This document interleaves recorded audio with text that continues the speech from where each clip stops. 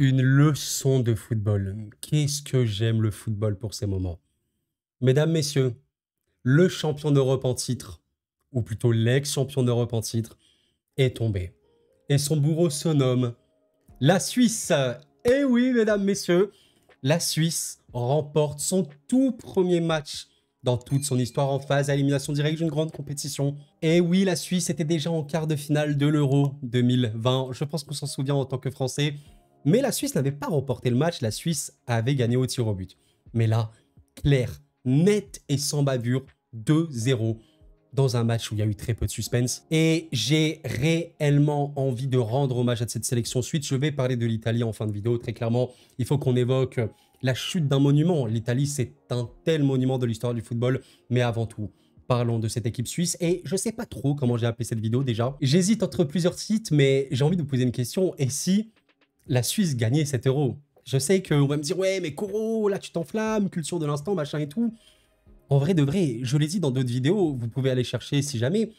J'étais extrêmement impressionné par la Suisse en phase de poule, et encore plus après le match contre l'Allemagne, où le match termine 1-1, mais où la Suisse est très très très forte. Et ce match-là contre l'Italie, mesdames, messieurs, il faut être très très clair là-dessus. C'est un match où l'Italie a cadré qu'une seule frappe. Une seule petite frappe cadrée, où l'Italie a tiré 10 fois, mais avant la 60e, je crois qu'ils n'avaient même pas encore tiré. Enfin bref, c'était une domination sans précédent. Et je l'évoquais rapidement sur Twitter, mais le travail, voilà, comme je disais, hors Espagne et quand même l'Allemagne, parce que voilà, il y a quand même eu de très très grosses actions. Je me demande si c'est pas la Suisse, l'équipe qui m'a fait la plus forte impression.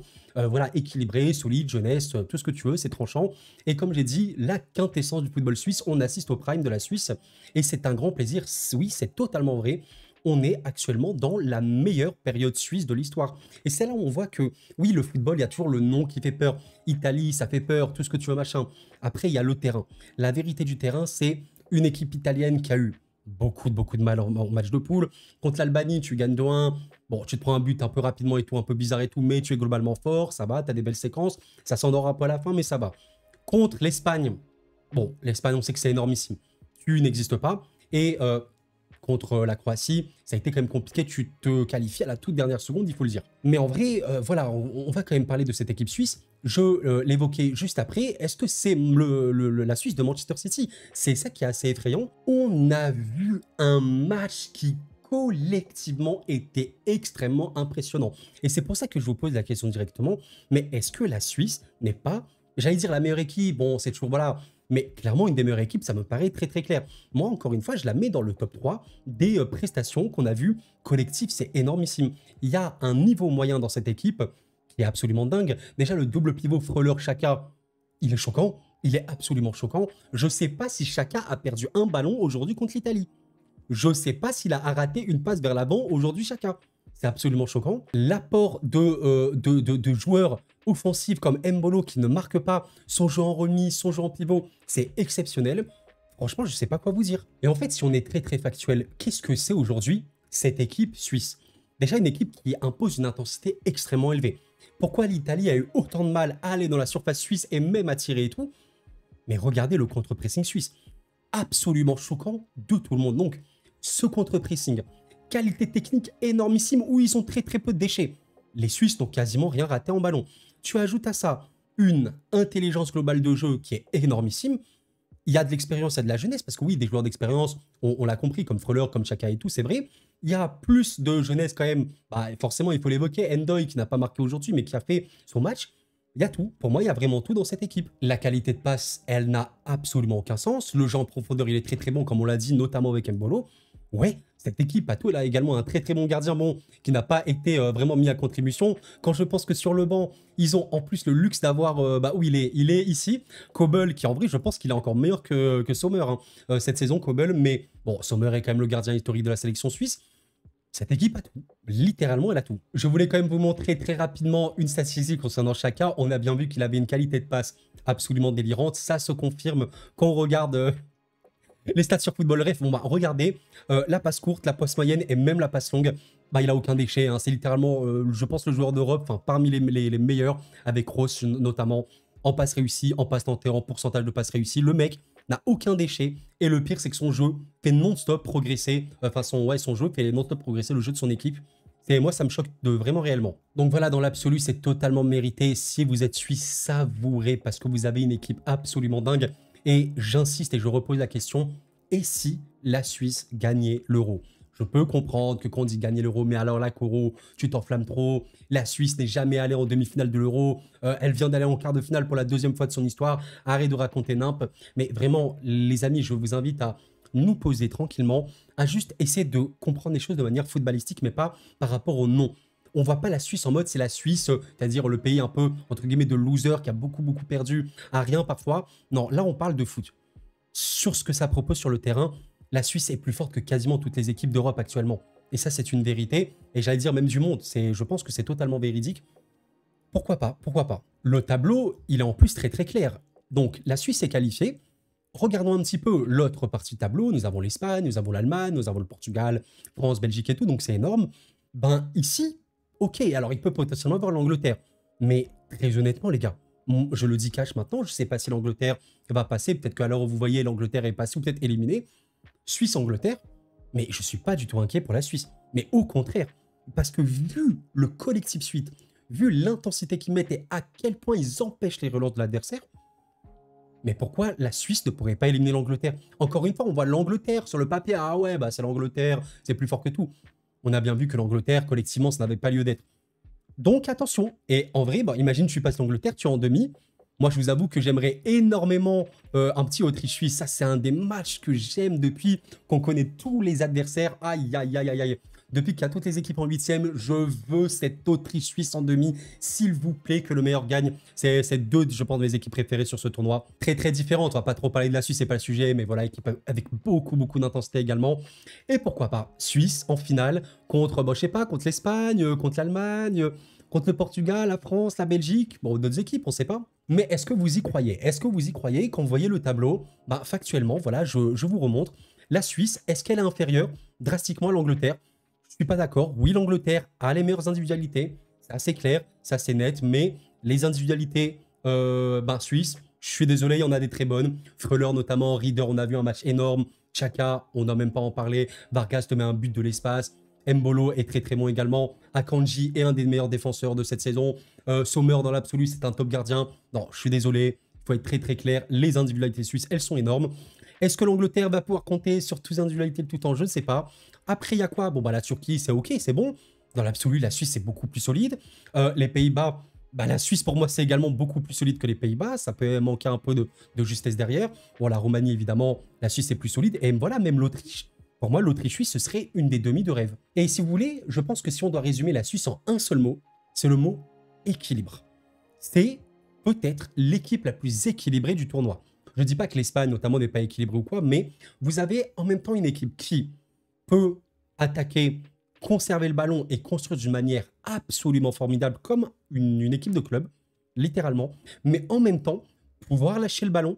Et ça, c'est l'intelligence un petit peu de cette Suisse-là, qui était parmi les équipes ayant le plus de volume de possession. En qualification, on était pas loin du 70%. Sur 7 euros, la Suisse lâche le ballon. Aujourd'hui, contre l'Italie, ils ont 50%. Contre l'Allemagne, ils avaient genre 33%. Mais ça, c'est l'intelligence. Parce que tu peux conserver le ballon, tu peux construire, mais dès que tu marques, tu peux lâcher le ballon. Et tu prends pas, parce que tu es ultra compact, ultra solide. Si ça, c'est pas une équipe qui peut aller au bout, qu'est-ce que c'est? Je suis désolé. Donc, je très hâte de voir cette Suisse plus loin. Je vous avoue que si un Suisse-Angleterre, le peuple suisse va être fou, parce que si tu élimines l'Italie et si tu élimines l'Angleterre en plus, bon bah oui, crois-y en la victoire finale. Et bien évidemment, tu dois croire en la victoire finale. Bon voilà, mesdames, messieurs, c'était ma petite lettre d'amour envers cette équipe suisse absolument formidable. Merci pour le football que vous nous proposez. Sans rancune, quand vous nous avez éliminés il y a 4 ans, voilà, j'ai oublié, je pleure encore. Même il y a 3 ans, c'était en vrai mérité, mais voilà. Maintenant, parlons quand même de cette équipe italienne, j'en parle rapidement, parce que oui, l'Italie est... un des plus grands gâchis de ce football-là. Quand on voit, et j'ai pas envie de remuer le couteau dans la plaie, mais regardons l'Italie d'il y a 20 ans, ça fait très mal au cœur. Il y a eu une paire de viviers. Je ne dis pas que les joueurs italiens ne sont pas de talent, pas du tout. Il y a vraiment de très bons joueurs. On voit même que le football italien, globalement, a beaucoup progressé ces dernières années. Il n'y a aucun problème là-dessus. Maintenant, collectivement, c'est pas abouti. Il y a aussi, moi je suis désolé, il y a une perte au milieu de terrain qui est très importante. Ok, Barella, il est encore là. Bon, Cristante et Fagioli, ce n'est pas Jorginho et Verratti. Ça, c'est très très clair. Et l'Italie avait gagné l'Euro précédent. Bien sûr que Donnarumma était impérial. Beaucoup de séances des tirs au but remportées par l'Italie. Ça, c'est clair, net et précis. Mais collectivement, c'était très très fort. Et à l'époque, tu disais, l'Italie, ouais, ça peut gagner. Avant la compète, l'Italie, ça faisait partie des équipes. Tu dis, ça va gagner. C'était très fort dans la conservation, dans le contrôle, dans les attaques rapides. Très très très fort. Maintenant, une perte beaucoup trop importante. Après, il y a également offensivement, où, pour moi, je ne vais pas dire c'est le néant, mais El Shaarawy, il est titulaire sur ce genre de match. Pour moi, ça peut en dire un petit peu long. Scamacca, qui a vraiment fait une très belle saison à l'Atalanta, bon, bah, en Italie, il existe très très peu. Chiesa, qui est un peu, je pense, le meilleur joueur offensif italien. Un peu isolé, et même en club, il n'est pas impérial, c'est ça la vérité. Pour moi, ce qui est vraiment bien dans cette équipe italienne, c'est que tu as une vraie défense, en tout cas des joueurs défensifs. Bon ben, Darmian, Di Lorenzo en club, ils sont vraiment top. Bastoni, moi je le trouve très très bon également en club. On sait qu'il n'était pas là, mais Calafiori est de très très loin peut-être le plus grand talent italien aujourd'hui avec Donnarumma. Il y a de très très bons joueurs. Bon, aujourd'hui il n'était pas là, mais Di Marco qui n'a pas joué est énorme en club. Mais voilà, le club et la sélection, c'est pas la même chose. Voilà, cette Italie-là, est-ce qu'elle n'aurait pas dû jouer comme un peu parce qu'on va à l'Inter Milan ou peut-être à l'AC Milan, du 3-4-3, comme la Suisse, avec voilà, des pistons, tu attaques, tu attaques, tu attaques, 3-5-2 même avec deux pointes. Tu aurais dû peut-être tenter, il y a tellement, tellement de talent, mine de rien. Et je pense que collectivement, ça peut jouer un des footballs les plus élégants, les plus beaux, les plus techniques. Mais bon, Spalletti n'a pas trouvé la solution. Est-ce qu'il est vieillissant et tout? Bon, il a 65 ans. Je ne dis pas que quand tu es vieux, bon, plus 65 ans, c'est pas non plus très vieux, hein, mais... Voilà, je ne dis pas que tu n'as plus d'idées, mais il y avait mieux à faire. Pour moi, il fallait peut-être jouer avec deux avant-centres. On teste, comme l'Inter Milan, avec Lautaro Martinez et Marcus Thuram. Bon, bah voilà, tu n'as pas pu exploiter cet effectif qui... Il y a des bons joueurs, encore une fois, même sur le banc. Hein. Pellegrini ne joue pas, mais dans l'absolu, il est vraiment bon. Di Marco n'a pas joué, il est bon. Bah, Jorginho, regardez le Jorginho d'il y a 3 ans. Il y a des vrais bons joueurs. Il y a des vrais bons joueurs. Maintenant, je pense que ça a compté beaucoup trop sur Donnarumma. Ça n'a pas trouvé la formule. Et c'est un échec. C'est dommage, mais voilà, maintenant, j'ai hâte de voir l'Italie, ce qu'elle va donner. Moi, j'étais totalement pour l'Italie dans l'Euro 2021, à partir du moment où la France était éliminée, évidemment.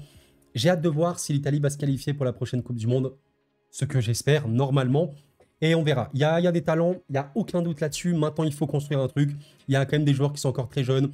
Nous verrons bien, mais j'ai hâte de voir. Mesdames, messieurs, la fin de cette vidéo. J'espère vraiment que vous l'avez appréciée. N'oubliez pas le like avant de partir, ça m'aide énormément. Et voilà, qu'est-ce que vous en pensez de cette Suisse? Elle n'est pas merveilleuse, honnêtement. Franchement, vous êtes Suisse, s'il vous plaît, profitez ça. Et attendez patiemment le match Angleterre-Slovaquie, parce qu'il peut se passer une petite dinguerie, je pense.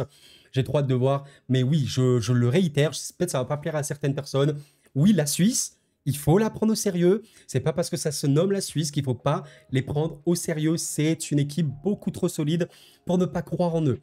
Vous êtes Suisse. Moi, je vous dis, croyez à 2000% en pourquoi pas l'histoire. L'histoire... Le football nous a montré des choses formidables. Hein. Ben, on prend toujours, vous savez, pour l'Euro, Grèce 2004. La Grèce, phase de poule, premier match, Portugal-Grèce. Au Portugal, bam, la Grèce remporte le match. Et ensuite, elle continue. Finale, ah, on retrouve le Portugal. Qu'est-ce qui se passe? Portugal-Grèce. La Grèce remporte le match. Et la Grèce est championne d'Europe. Et vous savez à quel point la Grèce n'était pas une équipe attendue. La Suisse était quand même, je pense, considérée comme un des outsiders réels. Là, ça se confirme totalement. Et là, oui, bien évidemment, moi, si j'étais Suisse, je croirais à 2000% en une victoire finale de mon équipe. Nous verrons bien. D'ici là, les amis, portez-vous bien, c'était Koro. Et la paix sur vous.